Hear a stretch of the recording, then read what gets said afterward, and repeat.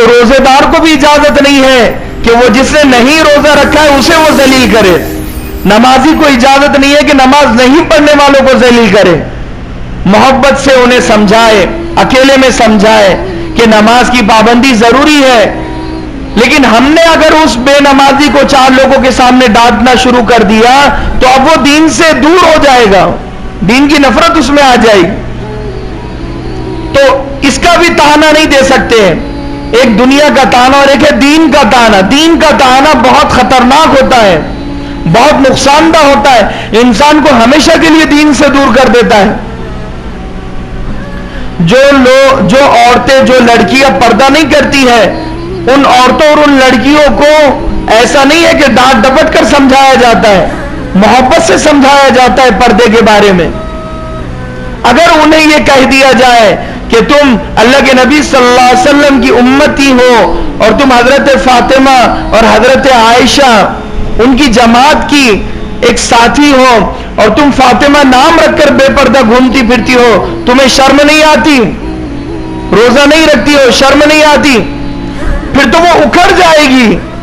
پھر تو شیطان کو تو یہی چاہیے. ابو جہل کے پاس روزانہ اللہ کے نبی جاتے تو بڑی محبت سے جاتے اور وہ بڑی نفرت سے آپ کو الگ طریقے سے آپ پر دروازہ کبھی بند کر دیتا, کبھی گڈھا کھود دیتا. تو وَيْلٌ لِكُلِّ هُمَزَةٍ لُمَزَةٍ الَّذِي جَمَعَ مَالًا وَعَدَّدَ. ان لوگوں کے لیے ہلاکت ہو, تباہی ہو, بربادی ہو کہ جنہوں نے مال کو جمع کیا اور گن گن کر رکھ رہے ہیں. آج یہی معاملہ ہے, ہم مال کو جمع کرنے میں لگ گئے اور گن گن کر رکھ رہے ہیں. اللہ کو ایسے لوگ پسند نہیں ہے کہ جو اپنی زندگی میں مال جمع کرنے میں لگ جائے اور گن گن کر اپنے مال کو رکھے. روزانہ بینک بیلنس دیکھتا ہے, پروفٹ دیکھتا ہے, نقصان دیکھتا ہے. یحسب ان مالہ اخلدا. اور ایسے لوگوں کے لیے بھی تباہی ہو, ہلاکت ہو, بربادی ہو کہ جو سوچتے ہیں کہ ہمارا مال ہمارے پاس ہمیشہ رہے گا. یحسب ان مالہ اخلدا. اور اس کی وجہ سے وہ یہ سمجھتے ہیں کہ ہمیں بھی موت نہیں آئے گی. 2 چیزیں ہیں. ایک چیز ان کی بے وقوفی یہ ہے کہ وہ سوچتے ہیں کہ یہ پیسہ ہمارے پاس ہمیشہ رہے گا. پیسہ بے وفا ہوتا ہے, دولت بے وفا ہوتی ہے, شہرت بے وفا ہوتی ہے. یہ کبھی بھی چھوڑ کر چلی جاتی ہے اور جب جاتی ہے تو انسان کہیں کا نہیں رہتا. اگر دولت کو سب کچھ سمجھ لیا تو دولت تو 1 گھنٹے میں بھی چلی جا سکتی ہے, 1 لمحے میں چلی جا سکتی ہے. بہت سارے لوگ مشہور ہوئے اور پھر بدنام ہوئے, بہت سارے مالدار بنے اور پھر فقیر بنے. تو قارون کو اس کا مال فائدہ نہیں دے سکا تو ہمیں کیسے دے گا؟ دوسری چیز ہے کہ آدمی جب مالدار بنتا ہے تو مرنا نہیں چاہتا. سمجھ میں ایک بات, جو آدمی جتنا مالدار ہوگا نا تو وہ اتنا زیادہ احتیاط کرے گا. 1 ماسک کے بجائے وہ 2 لگائے گا, 3 لگائے گا, بلکہ وہ بھاری والا ماسک لگائے گا. اور سینیٹائز 2 سے 5 مرتبہ, 10 مرتبہ, 20 مرتبہ اپنے آپ کو کر لے گا. پی پی کٹ وہ پہن لے گا. جتنا ہو سکے وہ زیادہ احتیاط کرے گا. اور جو شخص غریب ہوتا ہے, فقیر ہوتا ہے, اس کے بس میں جتنی احتیاط ہو وہ اتنی کرے گا, باقی اللہ پر معاملہ چھوڑ دے گا. زندگی اور موت کا مالک اللہ ہے. اگر میرے مقدر میں موت لکھی ہوئی ہے تو میں اسی دن, اسی موقع پر, اسی لمحے میں مروں گا, چاہے ذریعہ اور سبب کوئی بھی بنے. مجھے مارنے والا اللہ, زندہ کرنے والا اللہ. یہ تو بہانے ہیں. ان اجل اللہ اذا جاء لا یؤخر. جب تمہاری موت کا وقت قریب آ جاتا ہے, لا یؤخر, پھر اس میں تاخیر نہیں ہوتی ہے. جتنے لوگ مرے ہیں وہ احتیاط کرنے والے ہی تھے, اور جتنے لوگ آگے مر رہے ہیں, مر جائیں گے, وہ بھی احتیاط کرنے والے ہی تھے. انسان کے بس میں احتیاط ہے, لیکن احتیاط موت کو روک نہیں سکتی ہے. اگر ایسا ہوتا تو فرعون کی موت رک جاتی. بات سمجھ میں آ رہی؟ نمرود کی موت رک جاتی اگر احتیاط سے موت کو ٹال دیا جاتا. اینما کنتم فی بروج مشیدہ، اللہ کہہ رہا ہے کہ اگر تم بڑے مضبوط پہاڑ میں جا کر بھی چھپ جاؤ گے، یدرککم الموت، تو وہاں بھی تمہیں موت آئے گی. اس کا مطلب یہ نہیں ہے کہ تم مضبوط پہاڑ میں ہو تو وہ موت رک جائے گی یا پہاڑ کو توڑ نہیں سکے گی. وہ موت کا فرشتہ بڑا طاقتور ہے. یدرککم الموت. تو احتیاط کے درجے میں، لیکن یہ سوچ لینا کہ احتیاط کرنے کی وجہ سے موت نہیں آئے گی یا جو احتیاط نہیں کرے گا وہی مرے گا. زندگی اور موت کو اللہ سے جوڑنا ہے کہ یہ میرے اللہ کے ہاتھ میں ہے، میرے ہاتھ میں احتیاط ہے، یہ میرے اللہ کے ہاتھ میں. الذی جمع مالہ وعددہ یحسب ان مالہ اخلدہ کلا لینبذن فی الحطمہ. تو اللہ کہہ رہا ہے کہ ایسا ہرگز نہیں ہو سکتا کہ کسی کے پاس مال ہمیشہ رہے. لینبذن فی الحطمہ، ہم ضرور اسے ایسی آگ میں پھینک دیں گے جو آگ اسے کچلتی رہے گی. حطمہ ایسی آگ جو کچلنے والی ہو، روندنے والی ہو، چورا چور کرنے والی ہو. وما ادراک ما الحطمہ، کیا تمہیں پتا ہے حطمہ کیا؟ نار اللہ الموقدہ، یہ اللہ کی جلائی ہوئی آگ ہے، اسے کوئی بجھا نہیں سکتا. نہ کوئی مٹی، نہ کوئی پانی، نہ کوئی فائر بریگیڈ اسے بجھا سکتی ہے. نار اللہ الموقدہ التی تطلع علی الافئدہ، اور یہ آگ سب سے پہلے اس کے دل کو جلائے گی، اس کے جگر کو جلائے گی.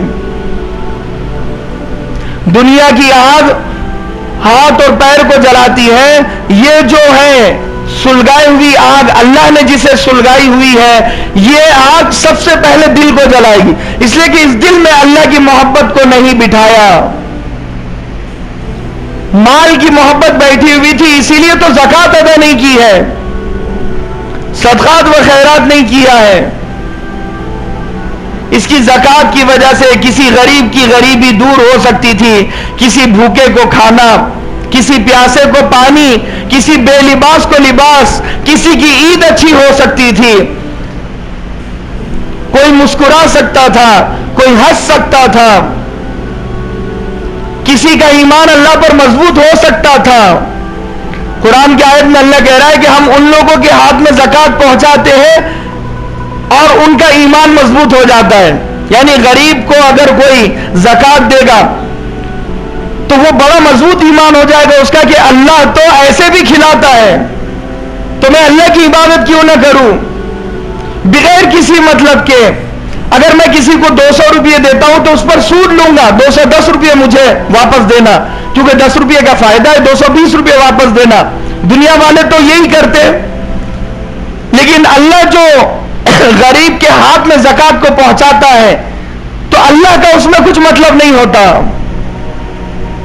بغیر کسی غرض کے مطلب کے غریب کے ہاتھ میں زکوٰۃ پہنچتی ہے.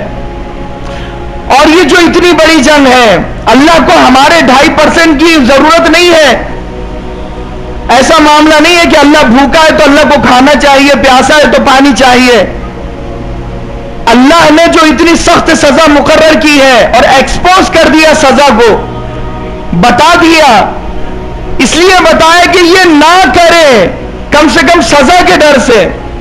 کچھ سزائیں قانون کی کتاب کے علاوہ عدالت کے بورڈ پر لکھی ہوئی ہوتی ہے تاکہ مجرم یہ سزا پڑے اور یہ جرم نہ کرے. پیپروں میں اس سزا کو چھاپا جاتا ہے، ایڈورٹائزمنٹ کی جاتی ہے. اگر ریپ زیادہ ہوتے ہیں تو ریپسٹ کی سزا کو ایکسپوز کیا جاتا ہے اور عام کیا جاتا ہے، پبلشر کیا جاتا ہے. اللہ تبارک و تعالی نے اس سزا کو عام کیا، بتایا کہ یہ مت کرنا، تم یہ کرو گے تو تمہاری وجہ سے غریبوں کو تکلیف ہوگی اور میں یہ برداشت نہیں کر سکتا کہ میری زمین پر کوئی غریب پریشان ہو. سوچو، اگر ہم زکوٰۃ نہیں دیں گے تو ایک فرض ہے وہ ادا نہیں ہوا. جیسے فجر ہم نے چھوڑی ہے، فجر بھی تو فرض ہے، 5 ارکان اسلام کے، تو اس میں نماز بھی تو ہے اور اس کے علاوہ زکوٰۃ بھی ہے. تو دونوں ایک ہیں. جہاں لوگ اتنی نمازیں چھوڑ رہے ہیں, اتنے فرض چھوڑ رہے ہیں, ایک ایک دن میں 4 نمازیں یعنی 4 فرض چھوڑ دیا, 5 نمازیں 5 فرض چھوڑ دیا, تو زکات نہیں دی تو 1 فرض چھوڑا ہے. تو نماز کی سزا اللہ نے ایکسپوز نہیں کی ہے کہ نمازی کو ہم ایسا ایسا کریں گے. نہیں نہیں نہیں نہیں, زکات نہیں دینے والوں کو ایکسپوز کیا ہے. اس لیے کہ نماز اگر میں نہیں پڑھوں گا تو غریبوں کو کوئی نقصان نہیں ہے اس کا, بات سمجھ میں آ رہی. لیکن اگر مالدار زکات نہیں نکالے گا تو غریبوں کا نقصان ہے. پھر غریب اپنی غریبی کی وجہ سے کوئی چور بن جائے گا, کوئی ڈاکو بن جائے گا, کیونکہ پیسہ جب نہیں ملے گا تو انسان بے ایمانی کے راستے پر چلے جاتا ہے. زکات نہیں نکالنے کی وجہ سے عورتیں طوائف بن جاتی ہے, اپنے جسم کا سودا کرتی ہے. ان عورتوں کو جتنا بری نظر سے دیکھا جاتا ہے اتنا ہی بری نظر سے مالداروں کو, ان لوگوں کو دیکھنا چاہیے کہ جو زکات نہیں نکالتے ہیں. اگر وہ نکالتے تو کوئی بیوہ وہاں ہرگز نہ جاتی, کسی کی بیٹی وہاں نہ جاتی, کسی کی بیوی وہاں کی زینت نہ بنتی. آج اگر وہ بازار آباد ہے تو اس لیے کہ آج تک مکمل زکات نہیں نکل رہی ہے, آج تک مکمل زکات نہیں نکل رہی ہے. نکالتے بھی ہے تو اہتمام نہیں ہے, حساب کتاب لگا کے نکالنا ہی نہیں ہے, بس ایسے ہی نکال دیا, دے دیا کس کو دے رہے ہیں. تو پتہ ہی نہیں ہے کہ اپنے شہر میں کتنی بیوہ ہے, کتنے یتیم ہیں, کتنے مسکین ہیں. اور اپنے رشتہ داروں میں اگر کوئی مستحق ہے تو اس کو زکات دینا چاہیے.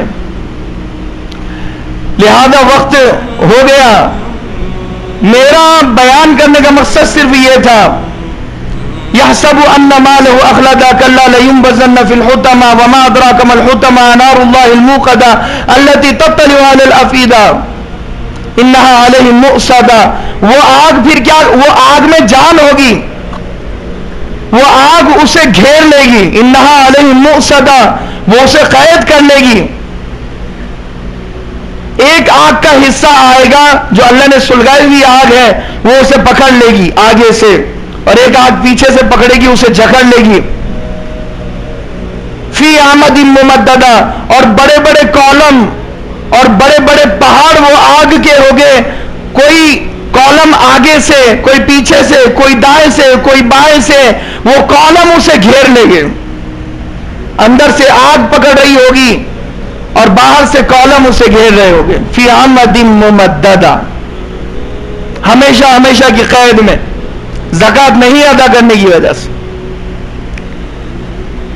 اور 2.5% دے دیا تو باقی سارا مال پاک ہو گیا, کوئی دھلائی نہیں ہوئی. لیکن وہ تمہارے 2.5 روپیے جو تم نے 100 روپیے میں سے نکالے ہیں, وہ 2.5 روپیے کسی یتیم کے پیٹ میں جائے گے, کسی مسکین کے پیٹ میں جائے گے, اور وہ جب اللہ کی تعریف کرے گا, وہ تعریف کی وجہ سے تمہارا مال پاک ہو جائے گا. وہ بیوہ جس کے دسترخوان پر زکات کی رقم سے افطاری کا انتظام ہوگا, سحری کا انتظام ہوگا, کپڑوں کا انتظام ہوگا, وہ بیوہ جب دعائیں دے گی, وہ دعا کی وجہ سے یہ مال پاک ہوگا. اللہ کی رحمت جوش میں آئے گی. سوچو یہ اتنی بڑی جنگ ہوئی تو کیوں ہوئی؟ یہاں غریبوں کا معاملہ ہے. اسی لیے اپنے رشتہ داروں میں جو غریب ہو تو پہلے انہیں دے دو, کیونکہ رشتہ داری بھی جڑ جائے گی. اور محلے میں جو غریب ہو انہیں بھی دے دو, کیونکہ محلے کے رشتے مضبوط ہو جائیں گے. شہر میں جو غریب ہو انہیں دے دو تو شہر کے رشتے مضبوط ہو گئے. بات سمجھ میں آ رہی؟ اللہ تبارک و تعالیٰ سے دعا ہے کہ اللہ کے سننے سے ہم تمام کا عمل کی توفیق نصیب فرما. وآخر دعوانا الحمدللہ رب